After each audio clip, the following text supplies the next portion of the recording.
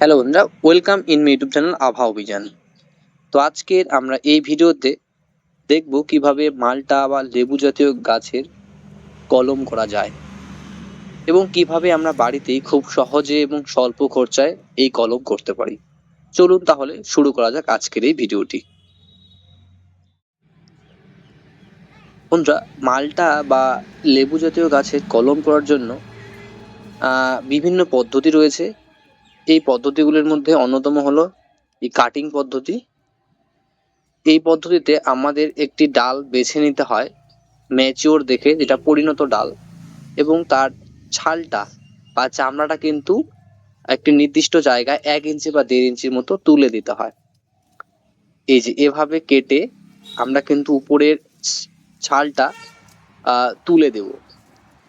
তুলে দেওয়ার পর আমাদের কিন্তু খুব সুন্দরভাবে আহ ছালটাকে তুলে দিতে হবে এবং ভালো মতো জায়গাটিকে কিন্তু পরিষ্কার করে দিতে হবে। তো এইভাবে আপনারা কিন্তু আহ ছালটা উঠিয়ে দেওয়ার পর পরিষ্কার করে নিয়ে এখানে অ্যালোভেরা কিংবা ফাঙ্গিসাইড দিতে পারেন। তো আমার কাছে ফাঙ্গিসাইড এবং অ্যালোভেরা দুটোই রয়েছে। আমি দুটোই কিছুটা অল্প অল্প পরিমাণে আর কি এখানে দেব। তো দেখুন, এভাবে আমি প্রথমে পরিষ্কার করে নিচ্ছি, এরপরে কিন্তু আমি এখানে ফাঙ্গিসাইড লাগাবো। তো এই যে আমার কাছে ফাঙ্গিসাইড রয়েছে, আমি অনলাইন থেকে অর্ডার করেছিলাম। এক 1-150 টাকা নেয়। এই ফাঙ্গিসাইড কিন্তু গাছের জন্য খুবই উপকারী। আপনি যে কোনো গাছের কোনো রকম রোগ ব্যাধি যদি হয়, সেক্ষেত্রে আপনি স্প্রে থেকে শুরু করে গাছের গোড়ায় কিংবা মাটিতে মিক্সার করে কিন্তু দিতে পারেন। অসাধারণ ফল পাওয়া যায় এবং গাছ খুব সতেজ এবং সুন্দরভাবে বেড়ে ওঠে। তো এই ফাঙ্গিসাইড এখানে লাগিয়ে দিচ্ছি, যার ফলে কিন্তু এখানে কোনো রকম ব্যাকটেরিয়া বা পচে যাওয়ার কিন্তু ভয় থাকবে না। তো এই কাটিং করার ক্ষেত্রে একটু গুরুত্বপূর্ণ বিষয় হচ্ছে মাটি তৈরি। তো যেই মাটিটি আমি ওইখানে আহ, বেঁধে দিব, সেটি কিন্তু আহ, আহ, শুধুমাত্র মাটি হলেই চলে না। সেই মাটিতে যদি জৈব জৈবিক জিনিস, যেমন গাছের পাতা বা অনেকে কোকোপিট ইউজ করে, যেটা অনেক ভালো।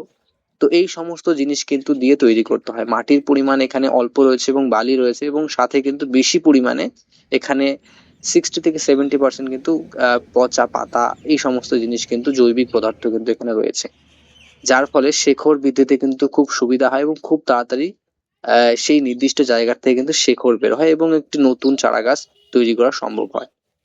তো এই মিশ্রিত মাটিটি আমি কিন্তু এখন একটু জল দিয়ে নরম করে নিচ্ছি।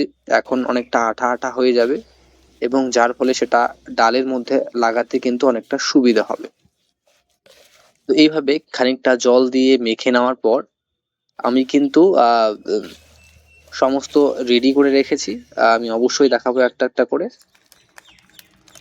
এই যে আমি এখানে কিন্তু কেরি প্যাকেট এবং এই যে যে আমরা যেই গ্লাসে জল খাই, সেই প্লাস্টিকের গ্লাস কিন্তু আমি নিয়ে এসেছি এবং অ্যালোভেরাও নিয়ে এসেছি। আমি কি করব, এখন অ্যালোভেরাটা ওই গাছের ওই নির্দিষ্ট জায়গায় কিছুটা পরিমাণে লাগিয়ে দেবো।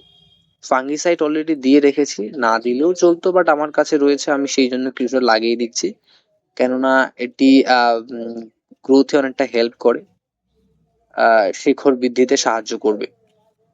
যাই হোক, আপনার না থাকলেও কোনো সমস্যা নেই, যে কোনো একটি লাগিয়ে দিলেই হয় বা না দিলেও হয়, বাট দিলে ভালো।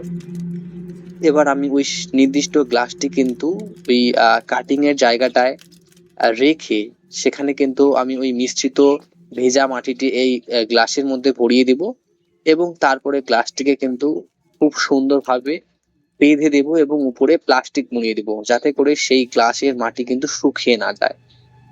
এবং এখন যেহেতু বর্ষাকাল শুরু হচ্ছে, সেক্ষেত্রে আমাকে এক্সট্রা করে খুব একটা জল দেওয়ার প্রয়োজন হবে না।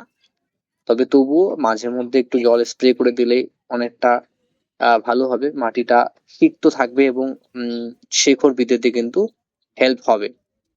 তো এইভাবে আমরা কিন্তু ওই গ্লাসের মধ্যে মাটি ভরিয়ে বা অন্য কোনো যে কোনো পাত্রে, যাতে খুব সুন্দরভাবে সেখানে মাটিগুলি আটকে থাকে, সেখানে ভরিয়ে সেই গ্লাসটি কিন্তু প্লাস্টিক মুড়িয়ে দিয়ে আমাদের কিন্তু বেঁধে দিতে হবে, যাতে করে গ্লাসটি খুব সহজেই না নড়ে।